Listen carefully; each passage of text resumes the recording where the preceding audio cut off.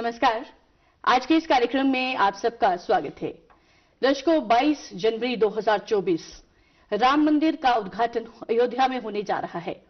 ये एक ऐसा दिन है जिसे देश में एक नए परिवर्तन के रूप में देखा जा रहा है। राम मंदिर का निर्माण संविधान और देश की एकता को मजबूती प्रदान करता है। इस अवसर पर हमें यह समझना होगा कि कैसे ये सब मिलकर देश को विकास के पथ पर अग्रसर कर रहे हैं। हमें यह भी समझना होगा कि कैसे हमारा धार्मिक साहित्य और संस्कृति को बढ़ावा मिल रहा है, रोजगार के नए अवसर उत्पन्न हो रहे हैं, पर्यावरण संरक्षण को बढ़ाया जा रहा है और इसके साथ साथ साहित्यिक और सामुदायिक समृद्धि को कैसे बढ़ाया जा रहा है। और हमें यह भी समझना होगा कि यह किस तरह से एक नया विकास मॉडल प्रस्तुत कर रहा है। कुछ ऐसे ही विषयों पर बातचीत करने के लिए हमने अपने आज के इस कार्यक्रम में आमंत्रित किया है डॉक्टर नैन्सी मैंगी जी को, जो कि department of social work, central university of Jammu से हैं। आपके साथ ही हमारे कार्यक्रम में आमंत्रित हैं श्री जोरावर सिंह जम्वाल जी, जो कि सीनियर जर्नलिस्ट हैं और आप वाइस प्रेसिडेंट हैं प्रेस क्लब ऑफ जम्मू। आपके साथ ही हमारे कार्यक्रम में आमंत्रित हैं सीनियर एडवोकेट ज्योति शर्मा जी, जो कि जम्मू कश्मीर हाईकोर्ट से हैं।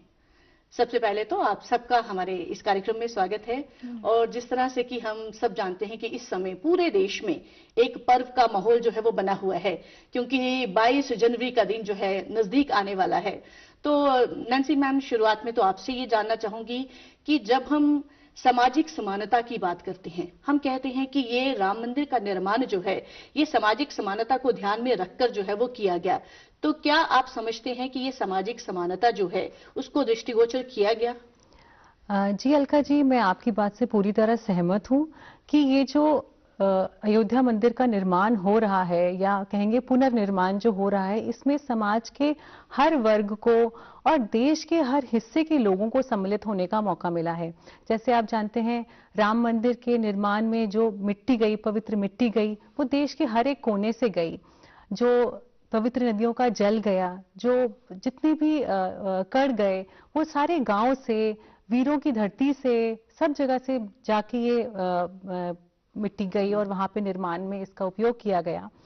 साथ साथ आपको याद होगा 2021 में अयोध्या के मंदिर के निर्माण के लिए एक समर्पण का, निधि समर्पण का एक कार्यक्रम चला, जिसमें लगभग देश के हर कोने से सब तबके के लोगों ने इसमें अपना योगदान दिया। चाहे इसमें आप बात करें किन्नरों की, चाहे इसमें आप बात करें आदिवासियों की, यहाँ तक कि भिखारियों ने भी, मुसलमानों ने भी, हिंदुओं ने भी, सब ने अपनी श्रद्धा अनुसार 10 रुपए से लेकर के करोड़ रुपए तक इसमें योगदान दिया है।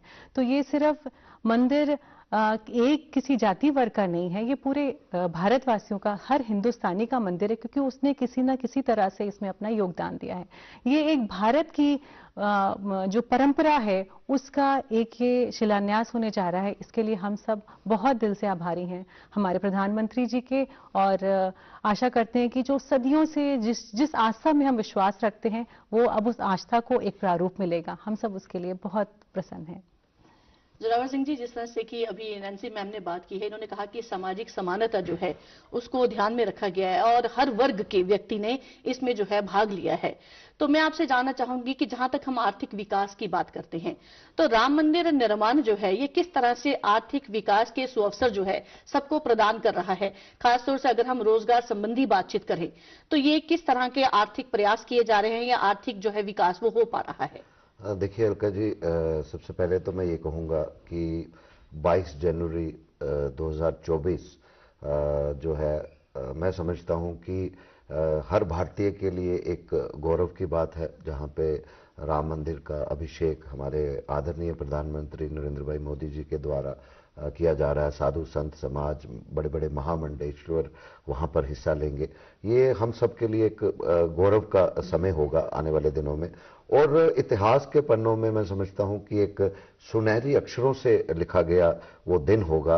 और जैसे हमने बात की है कि जैसे डॉक्टर नैन्सी जी ने भी बात कही, बहुत अच्छा कहा है इन्होंने, कि ये एक पर्टिकुलर किसी धर्म समुदाय की बात नहीं है। और सबसे बड़ी बात है कि जैसे इन्होंने कहा कि पुनर्निर्माण, तो उसके लिए वक्त बहुत लगा, लेकिन हमारा ये मानना है, मेरा ये मानना है कि भारत सबसे खूबसूरत और सबसे बड़ी प्रजातंत्र है, और इस डेमोक्रेटिक सेटअप में मैं समझता हूं कि हमने सभी भारतवासियों ने जो जुडिशरी पर अपना फेथ, अपना विश्वास रखा और सभी ने उसको माना, और उसके बाद एक बार फिर से पुनः राम मंदिर का वहाँ भव्य राम मंदिर का निर्माण जो हुआ।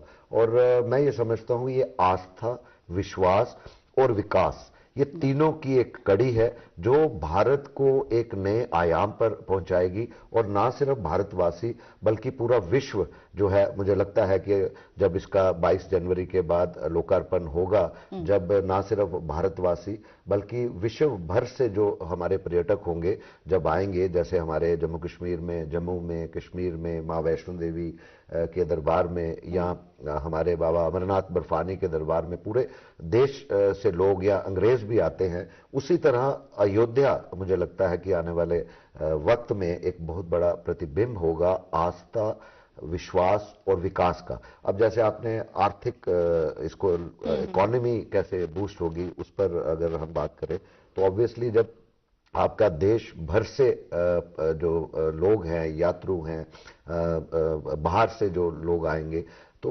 उसमें इकोनॉमी ऑटोमेटिकली बूस्ट होगी। आप देखिए लोकल जो वहाँ का इंफ्रास्ट्रक्चर है, आज आप वहाँ के एयरपोर्ट की बात करें तो उसको हाल ही में कैबिनेट ने उसको इंटरनेशनल लेवल का स्टेटस दिया है। अगर हम रेलवे स्टेशन की बात करें, आपको लगेगा नहीं कि ये वो भगवान जो हमारे वाल्मीकि, महर्षि वाल्मीकि के नाम पर रखा गया है, वो अपने आप में एक 5 स्टार रेलवे स्टेशन की तरह लगता है। तो कहीं ना कहीं लगता है कि इससे बेशक उत्तर प्रदेश में एक अयोध्या नगरी में इसका एक निर्माण हो रहा है, लेकिन इसको देखो देखी मेरे को लगता है कि पूरे देश में ऐसे जितने भी रिलीजियस टूरिज्म स्पॉट हैं, किसी भी धर्म या समुदाय के होंगे, उनको कहीं ना कहीं और विकसित करने की एक प्रेरणा जो मुझे लगता है वो यहां से मिलेगी। और जहां जहां पर डेवलपमेंट होगी तो जो आर्थिक जो वहां का वो है, वो उसका स्तर हमेशा बढ़ेगा, बूस्ट जो है वो उसको जरूर मिलेगा। तो बहुत ही खूबसूरत शब्द आपने जो प्रयोग किए, विकास, मैं कहूंगी दिल को छू गया। और इसी तरह से आपने जब जुडिशरी की बात की है, तो ज्योति मैम, जोरावर सर ने जुडिशरी की काफी तारीफ की है। कहते हैं कि राम लल्ला का ये जो मंदिर का निर्माण हुआ है, जहां पर लोग बेसब्री से इंतजार कर रहे हैं कि राम लल्ला अब आएंगे, तो मैं ये जानना चाहती हूं कि लैंड एक्विजिशन जो होती है उस समय एक बहुत ही चुनौतीपूर्ण रहा है। सो आप क्या सोचते हैं कि किस तरह की लीगल कंसिडरेशंस को ध्यान में रखा गया ताकि न्यायपूर्ण और तरीके से जो है, तर्क संगत तरीके से जो है ये निर्माण जो है पॉसिबल हो सके? अलका जी, सबसे पहले तो मैं ये कहूंगी कि 22 जनवरी 2024 को केवल राम मंदिर निर्माण नहीं, राम राज्य का जो है वो इम्प्लीमेंटेशन होगा। और जो वर्डिक्ट हमारे ऑनरेबल सुप्रीम कोर्ट ने दी, वो पूरे मद्देनजर रखते हुए कि कॉन्स्टिट्यूशन, उसकी वैल्यू, उसकी लीगल वैल्यू, उसकी सैंक्टिटी, हमारी जो भावनाएं, हमारे जो राइट्स, वो सबको ध्यान में रखा गया। और राम राज्य में भी इसी तरीके से सबका ध्यान रखा जाता है। तो सबसे पहले मैं ये जो हमारी वर्डिक्ट है उसको उसके साथ जोड़ती हूँ कि हमारी जो कॉन्स्टिट्यूशनल जो वैल्यूज हैं, जो सुप्रीम लॉ ऑफ लैंड है, वो उसी तरीके से फॉलो हुआ जिस तरीके से राम राज्य में होना चाहिए था। किसी भी समुदाय, किसी भी लॉ का जो है वो वायलेशन नहीं हुआ। अब आप कहती हैं, आपने मुझसे सवाल किया लैंड एक्विजिशन एक्ट को लेके। देखिए, डिस्प्यूट जो था ओरिजिनली, अगर हम बेसिक डिस्प्यूट देखें तो बहुत पुराना डिस्प्यूट है।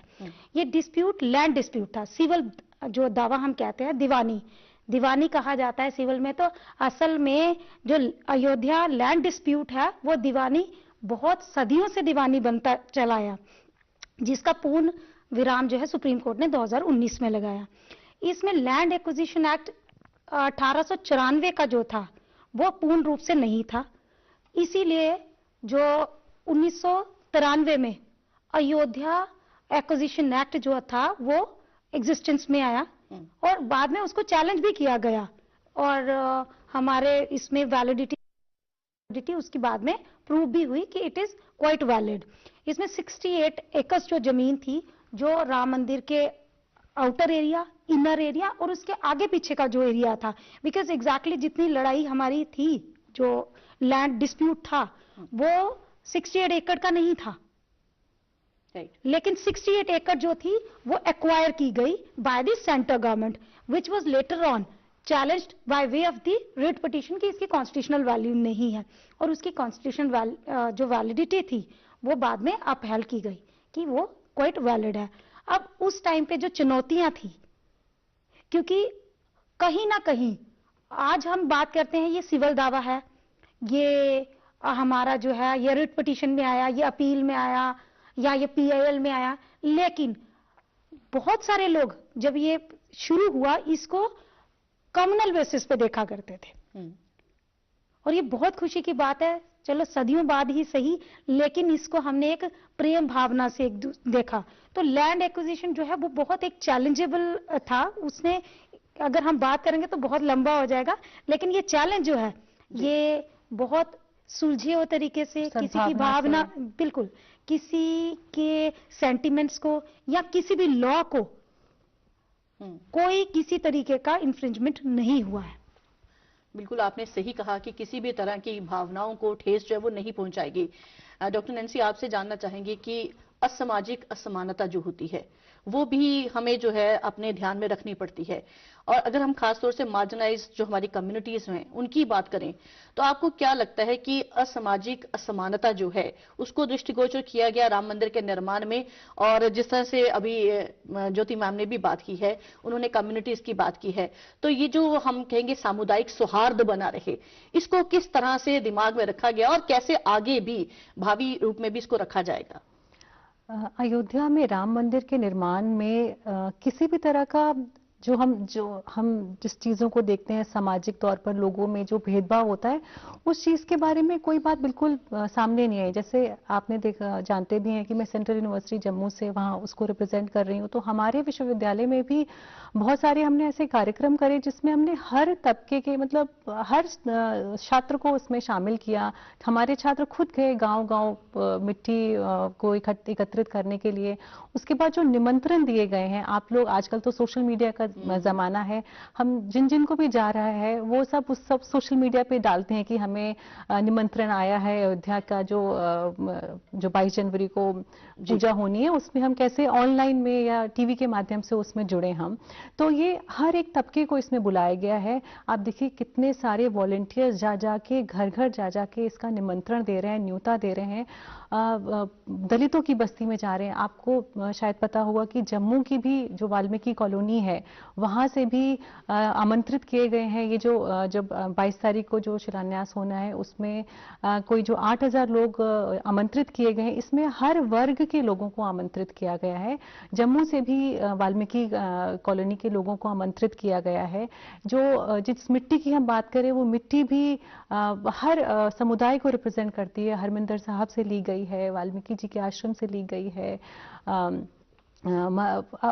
अलग अलग जगह से इसको एकत्रित करके, ताकि लोगों में ये एक जो नींव रखी जा रही है इस मंदिर की, या इस मंदिर को जब समर्पित किया जाएगा लोगों में, तो कहीं भी लोगों के मन में ये भावना नहीं आए कि एक पर्टिकुलर समुदाय का ही है ये, या एक ऊंचे वर्ग का ही ये मंदिर है। राम तो सबके हैं और राम में सब मिले हुए हैं। तो आप देखेंगे हमारे जम्मू कश्मीर के बहुत सारे नेता राम के भजन गाते हैं, है ना। तो राम के रंग में तो सभी रंगे हुए हैं, और इसमें कोई भी सोचने की भी बात नहीं है कि ये जो निर्माण हो रहा है या जो इसका समर्पण हो रहा है, इसमें किसी जाति विशेष को ही विशेष फायदा पहुंचेगा। इसके ये भाव भी हमें, ये भय भी हमें अपने मन में नहीं लाना चाहिए। ये हमारा अपना है। और जिस तरह से जमवाल साहब ने भी बात करी कि स्पिरिचुअल टूरिज्म के बारे में, रिलीजियस टूरिज्म के बारे में, तो हम जानते हैं वेटिकन सिटी क्रिश्चियंस का कितना बड़ा गढ़ है, दुनिया भर से क्रिश्चियंस वहां जाते हैं, मक्का मदीना में जाते हैं इस्लाम को फॉलो करने वाले मुस्लिम। तो इस तरह से अयोध्या जैसे बन रहा है, ये हम सबको एक हार्मनी में जोड़ेगा, हम सबको एक साथ जोड़ेगा, और पूरे देश दुनिया में अयोध्या का जिस मॉडल से वो बन रहा है, तो ये पूरे भारतवर्ष का नाम पूरे दुनिया में रोशन करेगा, और हर तरह से सबको, भारतवंशियों को एकत्रित करेगा। सिर्फ हिंदुओं की इसमें बात नहीं करनी चाहिए, और हर वर्ग के लोग इसको खुशी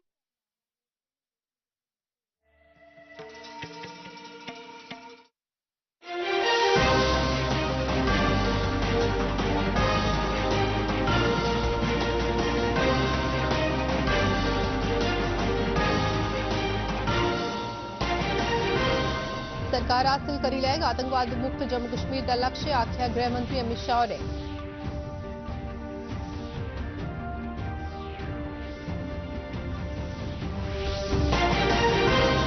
संसद दे स्याले आह्ले इजलास च कारवाई दे पालन च कमी दा कारण विरोधी धड़े आसेआ कीता गेदा हंगामा आख्या संसदीय मामले दे मंत्री किरण